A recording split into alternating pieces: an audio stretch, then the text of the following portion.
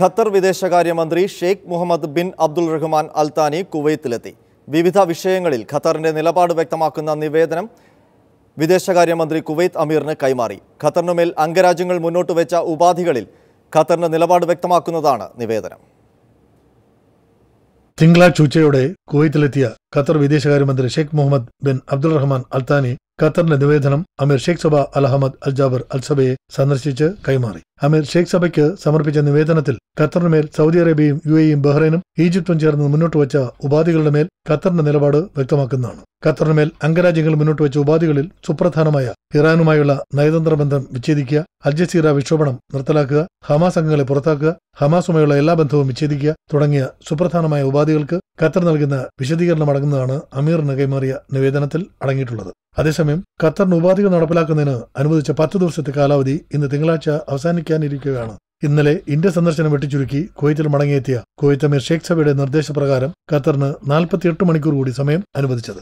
അതേസമയം ഖത്തർ പ്രശ്ന പരിഹാരത്തിന് കുവൈത്ത് നടത്തിവരുന്ന എല്ലാ ശ്രമങ്ങൾക്കും അമേരിക്കയും ബ്രിട്ടനും ഇറ്റലിയും ഫ്രാൻസും സർവ്വ പിന്തുണയും പ്രഖ്യാപിക്കുന്നതായി കുവൈത്ത് ക്യാബിനറ്റ് വാർത്താവിതരണ മന്ത്രി ഷെയ്ഖ് മുഹമ്മദ് അബ്ദുള്ള അൽ മുബാരക് അൽ സബയുമായുള്ള കൂടിക്കാഴ്ചകളിലാണ് നേതാക്കൾ വ്യക്തമാക്കിയത്. ഗൾഫ് മേഖലയിൽ നിലനിൽക്കുന്ന രാഷ്ട്രീയ അനിശ്ചിതത്വത്തിനുള്ള പരിഹാരം കാണുന്നതിന് ലോകരാഷ്ട്രങ്ങൾ ഉറ്റുനോക്കുന്നത് കുവൈത്ത് അമീർ ഷെയ്ഖ് സബയുടെ തുടർന്നുള്ള നയതന്ത്ര ഇടപെടലുകളെയാണ്. ഈ പ്രത്യേക സാഹചര്യത്തിൽ ഖത്തർ വിദേശകാര്യമന്ത്രി കുവൈത്തിലെത്തി കുവൈത്ത് അമീറുമായുള്ള കൂടിക്കാഴ്ചയെ രാഷ്ട്രീയ നിരീക്ഷകരും ഉറ്റുനോക്കുകയാണ്. PC Harish, Mathrubhumi News, Kuwait. വിസയും വാഗ്ദാനങ്ങളും ശരിയോ എന്ന് ഉറപ്പാക്കാനായി ഇന്ത്യൻ വർക്കേഴ്സ് റിസോഴ്സ് സെന്ററുമായി UAE ഇന്ത്യൻ എംബസി. ഈ വർഷം മാത്രം അബുദാബിയിൽ സ്ഥിതി ചെയ്യുന്ന ഇന്ത്യൻ എംബസി ഇടപെട്ട് പൊളിച്ചത് 700-ലേറെ തൊഴിൽ തട്ടിപ്പുകളാണ്.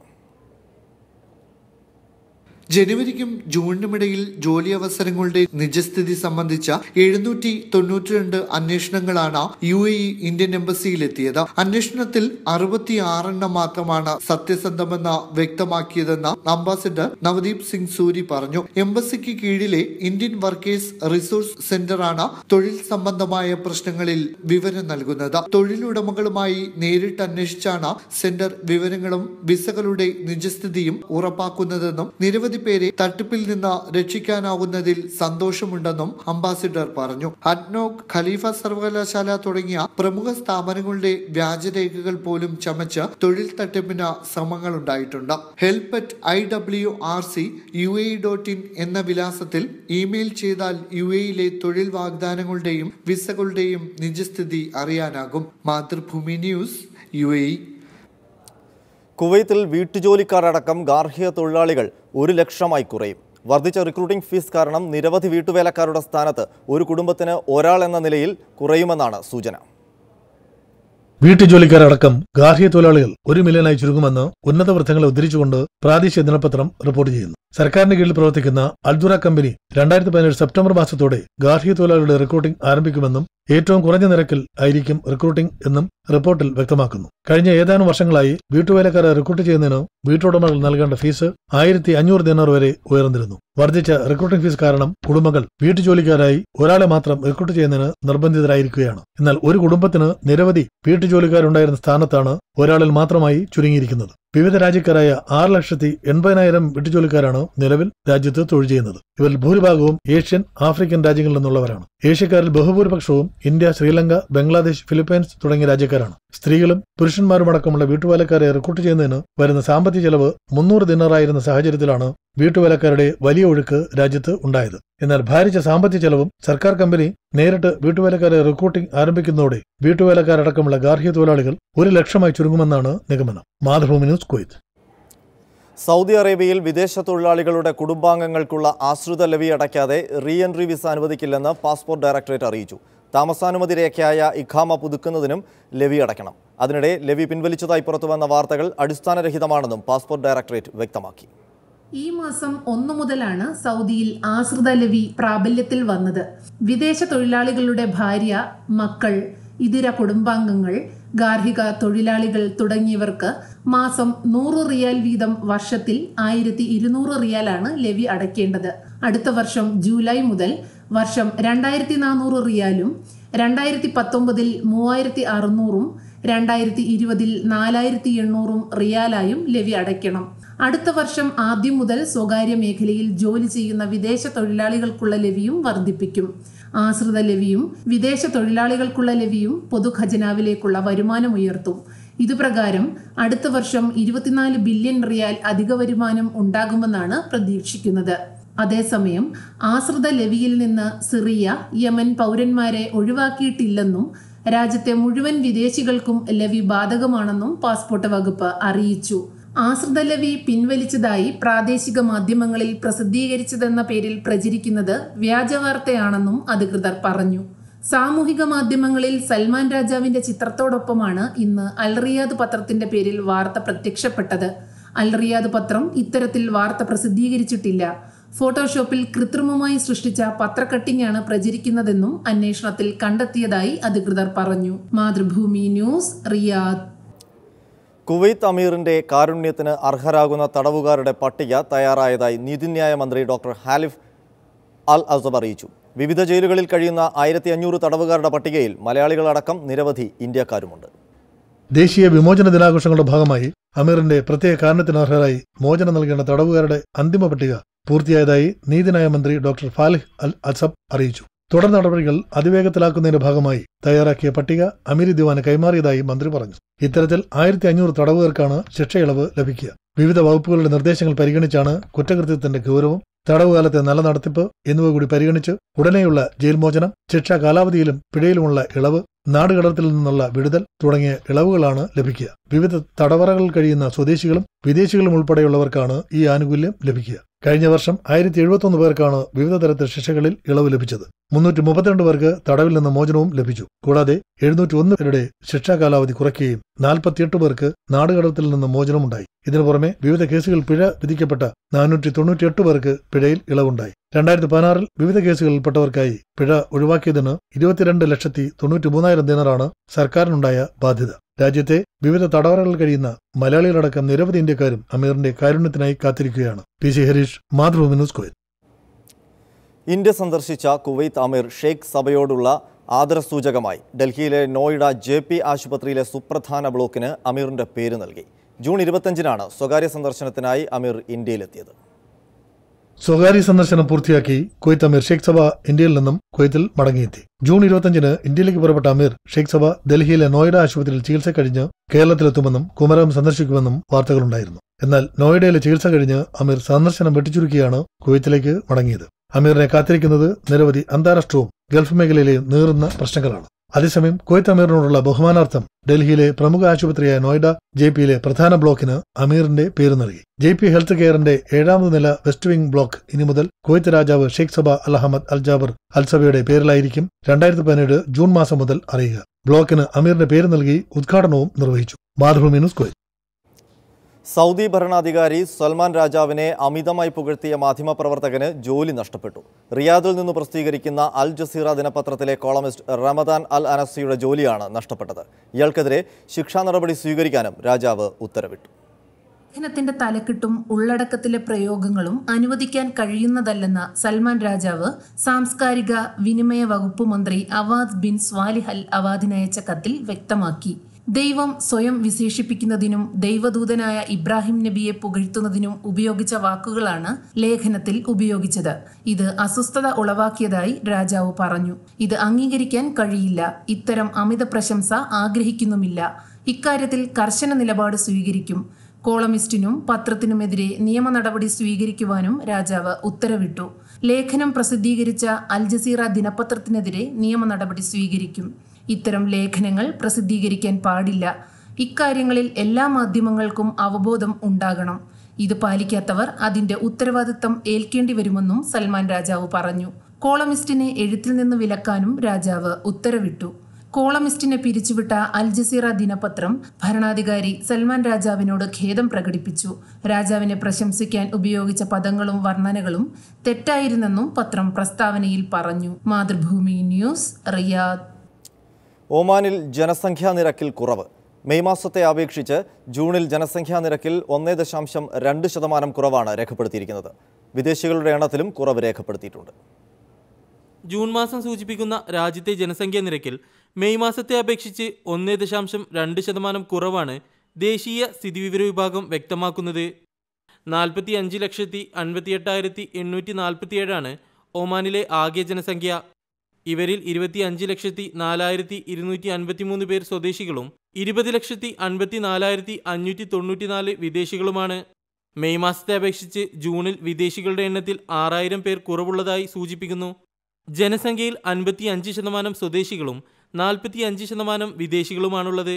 മെയ് മാസത്തിലെ കണക്ക് പ്രകാരം ജനസംഖ്യ 46,14,822 ഇതിൽ സ്വദേശികൾ 25,120,000 വിദേശികൾ 21,47,200 ആകെ ജനസംഖ്യയുടെ 30% താമസിക്കുന്ന മസ്കറ്റ് ഗവർണറേറ്റിൽ 9,64,018 പേർ വിദേശികളാണ്.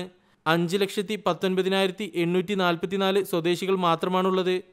ദോഫർ ഗവർണറേറ്റിലും ബുറൈമി ഗവർണറേറ്റിലും സ്ഥിരതാമസക്കാർ കൂടുതലും വിദേശികളാണ്. 2,51,000 വിദേശികളും 2,09,000 സ്വദേശികളുമാണ് ദോഫാറിലുള്ളത്. ബുറൈമിയിൽ ആകെ ജനസംഖ്യ 11,04,995 ആണ്. ഇവരിൽ 60,000 പേർ വിദേശികളും. വിദേശികൾക്ക് തൊഴിലവസരങ്ങൾ കുറഞ്ഞു വരുന്ന സാഹചര്യത്തിൽ വിദേശികളുടെ എണ്ണത്തിൽ ഇനിയും കുറവുകൾ ഉണ്ടാകാൻ സാധ്യതകൾ കൂടുതലാണ്. Mathrubhumi news, Oman. സൗദി അറേബ്യയിലെ ഇൻഷുറൻസ് കമ്പനികളിലെ വിവിധ തസ്തികകളിൽ ഇന്നു മുതൽ സ്വദേശീവൽക്കരണം നിലവിൽ വന്നു. ക്ലെയിം മാനേജ്മെന്റ്, കസ്റ്റമർ കെയർ തുടങ്ങിയ വിഭാഗങ്ങളിലാണ് സമ്പൂർണ്ണ സ്വദേശീവൽക്കരണം നിലവിൽ വന്നത്. സൗദി അറേബ്യൻ മോണിറ്ററി അതോറിറ്റിയുടെ നിർദ്ദേശത്തെ തുടർന്നാണ് ഇൻഷുറൻസ് കമ്പനികളിൽ സ്വദേശീവൽക്കരണം വർദ്ധിപ്പിച്ചത്. ഇൻഷുറൻസ് കമ്പനികളിൽ സമ്പൂർണ്ണ സ്വദേശീവൽക്കരണം നടപ്പിലാക്കുന്നതിന് മുന്നോടിയായി തെരഞ്ഞെടുത്ത തസ്തികകളിൽ സ്വദേശികൾക്ക് നിയമനം നൽകണമെന്ന് സൗദി അറേബ്യൻ മോണിറ്ററി അതോറിറ്റി നേരത്തെ തീരുമാനിച്ചിരുന്നു. ഇതാണ് പ്രാബല്യത്തിൽ വന്നത്. കഴിഞ്ഞ വർഷം അവസാനത്തെ കണക്കുകൾ പ്രകാരം ഇൻഷുറൻസ് കമ്പനികൾ 60% സ്വദേശീവൽക്കരണം നടപ്പിലാക്കിയിട്ടുണ്ട്. ഇൻഷുറൻസ് മേഖലകളിൽ കൂടുതൽ തസ്തികകളിൽ സ്വദേശികൾക്ക് നിയമനം നൽകി സ്വദേശീവൽക്കരണം വർദ്ധിപ്പിക്കുകയാണ് ലക്ഷ്യമെന്ന് Saudi Arabian monetary authority governor doctor Ahmed al Khulaifi പറഞ്ഞു. ഇൻഷുറൻസ് കമ്പനികളിലെ ഉയർന്ന തസ്തികകളും സാങ്കേതിക ജോലികളിലും സ്വദേശികളെ നിയമിക്കണം. ടെക്നിക്കൽ സ്പെഷ്യലിസ്റ്റ് തസ്തികകളിൽ സൗദി യൂണിവേഴ്സിറ്റികളിൽ നിന്ന് ബിരുദം നേടിയവരെ പരിഗണിക്കണം. സ്വദേശികളുടെ കഴിവുകൾ പരിപോഷിപ്പിക്കുന്നതിന് മോണിറ്ററി ഏജൻസി പ്രത്യേകം ശ്രദ്ധ നൽകുന്നുണ്ടെന്നും ഗവർണർ പറഞ്ഞു. ക്ലെയിം മാനേജ്മെന്റ്, കസ്റ്റമർ കെയർ, പരാതി പരിഹാര വിഭാഗം തുടങ്ങിയവ പൂർണ്ണമായും സ്വദേശീവൽക്കരിക്കണമെന്നും ഡോക്ടർ അഹമ്മദ് അൽ ഖുലൈഫി ആവശ്യപ്പെട്ടു.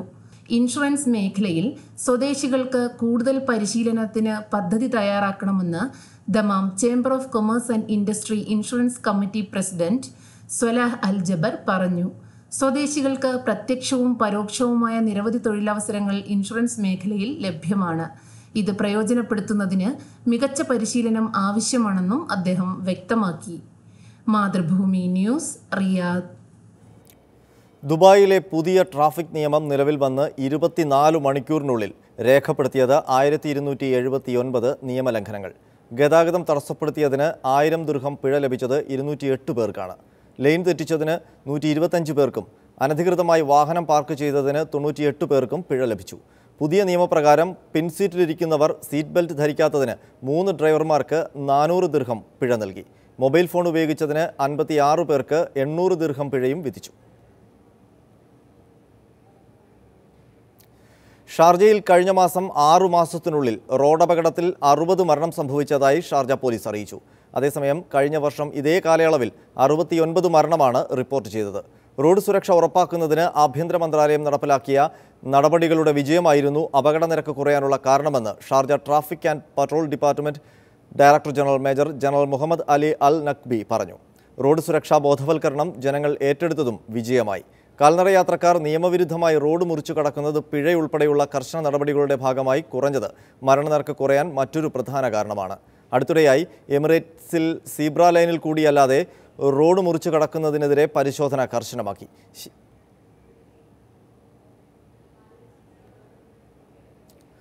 ദുബായിലെ പാം ജുമൈറ ഐലൻഡിലെ മോണോ റെയിൽ പാതയിൽ പുതിയൊരു സ്റ്റേഷൻ കൂടി തുറന്നു. അൽ ഇത്തിഹാദ് പാർക്ക് സ്റ്റേഷനാണ് മോണോ റെയിൽ പാതയിലെ 3ാമത്തെ സ്റ്റേഷനായി പ്രവർത്തനം തുടങ്ങിയതെന്ന് നിർമ്മാതാക്കളായ നഖീൽ അറിയിച്ചു. ഇതോടെ പാമിലെ central park, golden mile, galleria mall എന്നിവിടങ്ങളിലേക്ക് സന്ദർശകർക്ക് എളുപ്പമെത്താൻ സാധിക്കും. പാം ജുമൈറയിലെ താമസക്കാർക്കും പുതിയ സ്റ്റേഷൻ ഉപകാരപ്രദമാകും. വർഷം തോറും 10 ലക്ഷം പേർ മോണോ റെയിൽ വഴി യാത്ര ചെയ്യുന്നുണ്ടെന്നാണ് കണക്കുകൾ സൂചിപ്പിക്കുന്നത്.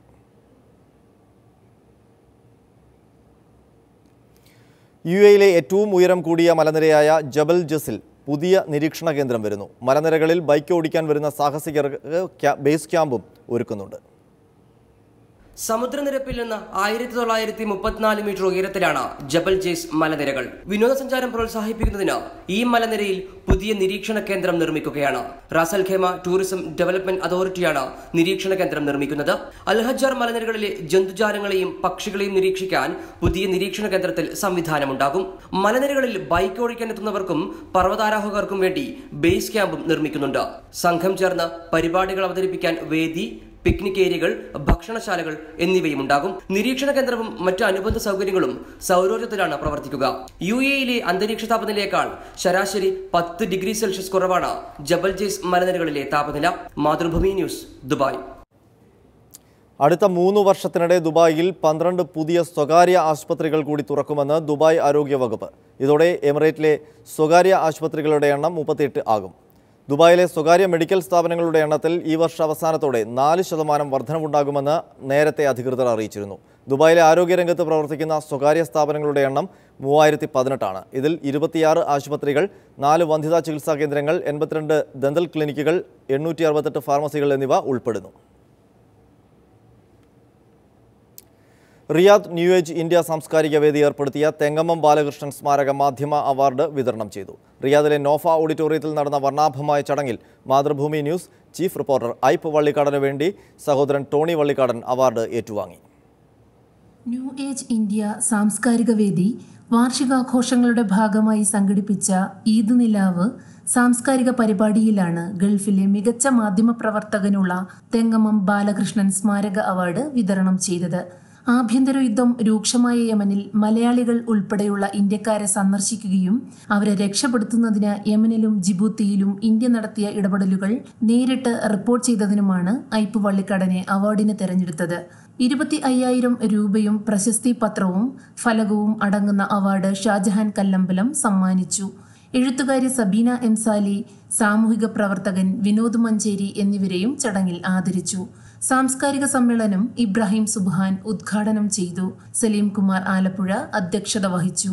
ഹാസ്യ കലാകാരൻ മനോജ് വഴിപ്പടിയുടെ നേതൃത്വത്തിൽ കലാപരിപാടികളും അരങ്ങേറി. ബിന്ദു സാബു, റീന കൃഷ്ണകുമാർ എന്നിവർ ചിട്ടപ്പെടുത്തിയ നൃത്തങ്ങളും മഴവില്ല് ബാലസർഗവേദി അവതരിപ്പിച്ച വിവിധ പരിപാടികളും നടന്നു.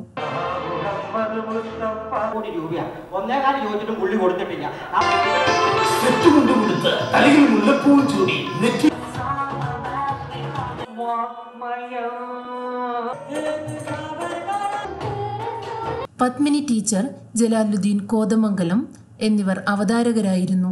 ഷാനവാസ് പാലക്കാട് സ്വാഗതവും ജോഷി തൃശൂർ നന്ദിയും പറഞ്ഞു. Mathrubhumi news, Riyadh.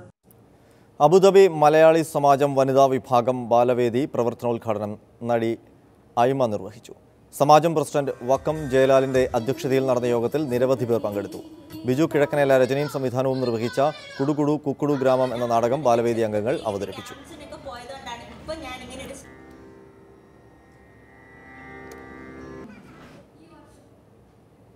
ഇടവേള.